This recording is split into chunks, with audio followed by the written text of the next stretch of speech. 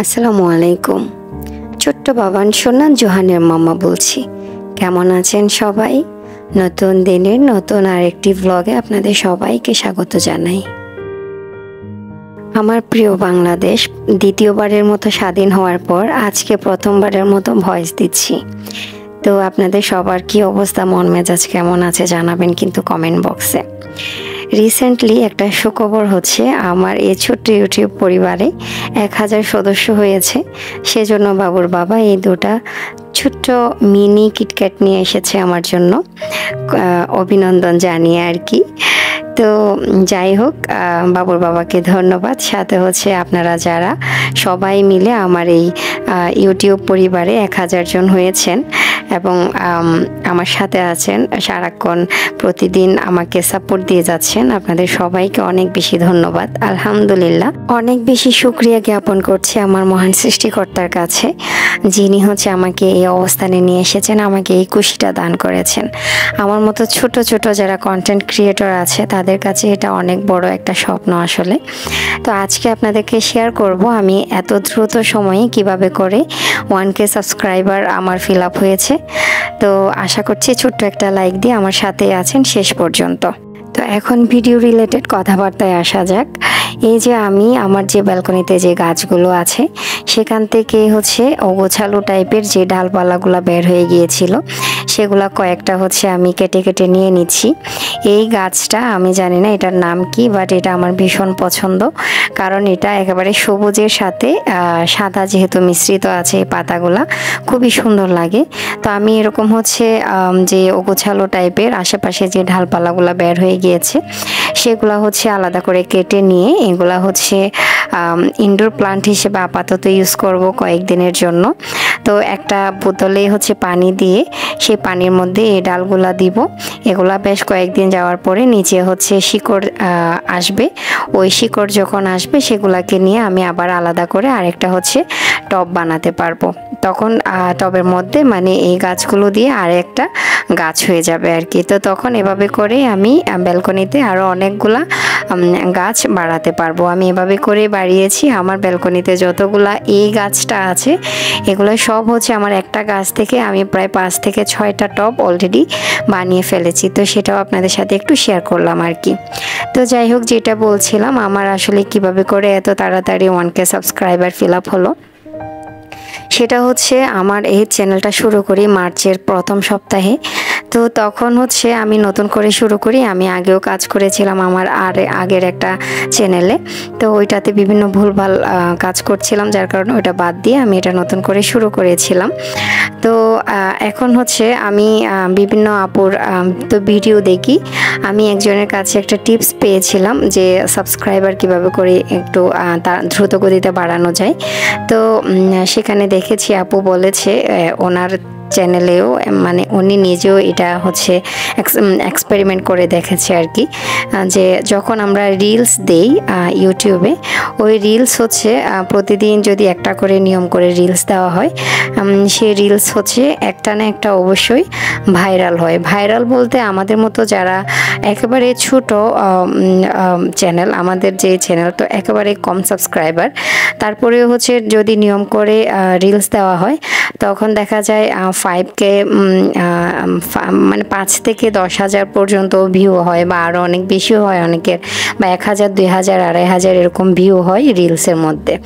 তো যখন হচ্ছে রিলসগুলা অনেক বেশি ভিউ হয়, রিলস থেকেই দেখা যায় যারা রিলসগুলা দেখে তারা বেশিরভাগ দেখা যায় অনেকেই সাবস্ক্রাইব করে ফেলে আর কি, যেহেতু সাবস্ক্রাইব লেখাটা পাশেই থাকে অনেকেই মানে করে ফেলে।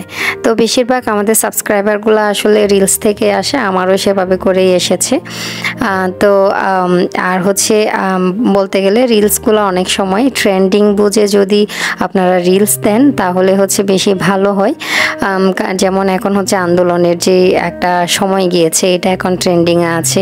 বাংলাদেশের মানুষ বা সারা বিশ্বের যত বাঙালি আছে বেশিরভাগই হচ্ছে এই আন্দোলনের যে ভিডিও বা রিলস এগুলো হচ্ছে অনেক বেশি দেখতেছে। তো এরকম ট্রেন্ড বুঝে যখন যেটা চলে সেরকম ট্রেন্ডিং টাইপের যে রিলসগুলো এগুলো যদি আপলোড করেন, আমি আশা করছি আপনাদেরও খুব দ্রুত গতিতে সাবস্ক্রাইবারের সংখ্যাটা বেড়ে যাবে।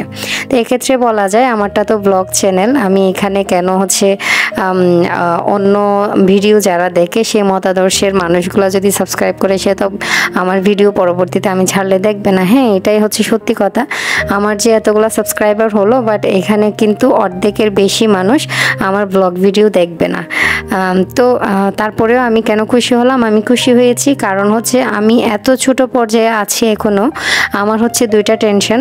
যতই বলি আমরা হচ্ছে ইউটিউব থেকে কোনো কিছু আশা করি না, বাট এত কষ্ট করে প্রতিদিন কাজ করে যাচ্ছি, অবশ্যই আশা তো একটা আছে, স্বপ্ন তো আছে, যদি পূরণ হয়তো খুশি হওয়ারই কথা। তো সেদিক থেকে যদি আমাদের 1K সাবস্ক্রাইবারটা আগে ফিল আপ হয়ে যায়, তো পরবর্তীতে আর মাত্র একটা জিনিস নিয়ে টেনশন, সেটা হচ্ছে ওয়াচ টাইম। তো সেজন্য আমি মনে করি কি আমাদের যে ছোট আমাদের যে চ্যানেলগুলা এগুলা যদি আসলে অন্তত একটা অপশন যদি আমরা একটা শর্ত যদি আমরা ফিল আপ করে ফেলতে পারি, আমাদের অন্তত একটা টেনশন কমে যাবে। পরবর্তী আরেকটার দিকে নজর বেশি করে দিলেই হবে। আমি মনে করছি সেটা, আপনি হয়তো সেটা মনে নাও করতে পারেন। আপনি হয়তো ভাবতে পারেন আপনার চ্যানেলে 500 হোক, 600 হোক, 1000 হোক, যেই সাবস্ক্রাইবার যতই থাকুক না কেন সবাই ব্লগ ভিডিও দেখবে এরকম সাবস্ক্রাইবারই হোক, সেটা আপনার বিষয়। বাট আমি মনে করছি আমার জন্য অন্তত সাবস্ক্রিপশনের যে বিষয়টা সেটা আমার জন্য ফিল আপ হয়ে গেছে, আমি খুশি হয়েছি। এখন আমি অন্যদিকে ফোকাস করলেই হচ্ছে। তো আপনিও যদি সেটা মনে করে থাকেন তাহলে আমার এই ছোট্ট একটা টিপস, যে রিল ভিডিও আপলোড করে আমি অনেকগুলো সাবস্ক্রাইবার পেয়েছি, আমি আপনাদের সাথে শেয়ার করলাম। আপনারাও হচ্ছে যারা আমার মতো ছোট মানুষ আছেন, ছোট চ্যানেল নিয়ে কাজ করছেন এখনও, তো আপনারাও এই টিপসটা ফলো করে এগিয়ে যেতে পারেন। যাই হোক, কথা বলতে বলতে অনেকগুলো কাজ করে ফেলেছি। তারপরে এখানে হচ্ছে সকালে যে গাছে পানি দিয়ে তারপরে হচ্ছে যে টব বানিয়েছি সেটাও করেছি। এরপরে এসেছি সকালে ব্রেকফাস্ট করার জন্য।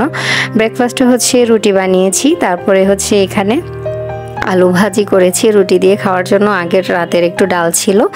তারপরে হচ্ছে আমি কিছু হচ্ছে তেলের পিঠা বানিয়েছি, সেখানে হচ্ছে চালের গুঁড়া, ময়দা আর হচ্ছে একটু আমের পিউরি দিয়েছিলাম ম্যাঙ্গো একটা ফ্লেভার থাকার জন্য।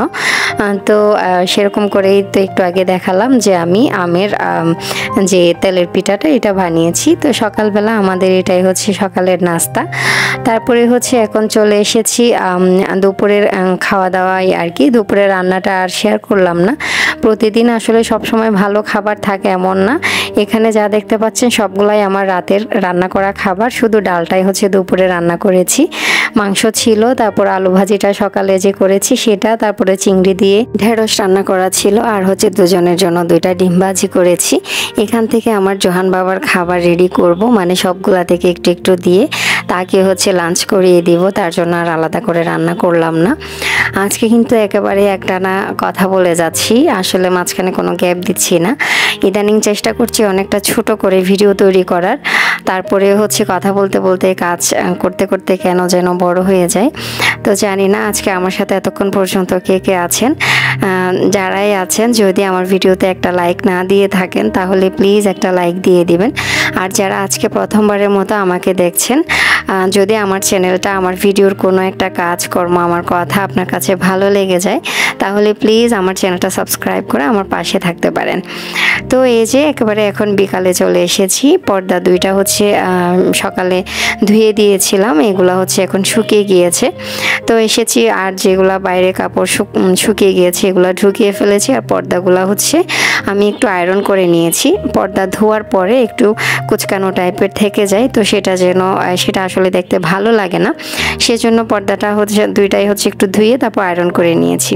তো এই যে দেখেন টাস করে পড়ে গেল। আসলে প্রত্যেকটা কাজেই যদি সাপোর্টিভ কেউ থাকে তাহলে আমাদের জন্য প্রত্যেকটা কাজই অনেকটা সহজ হয়ে যায়।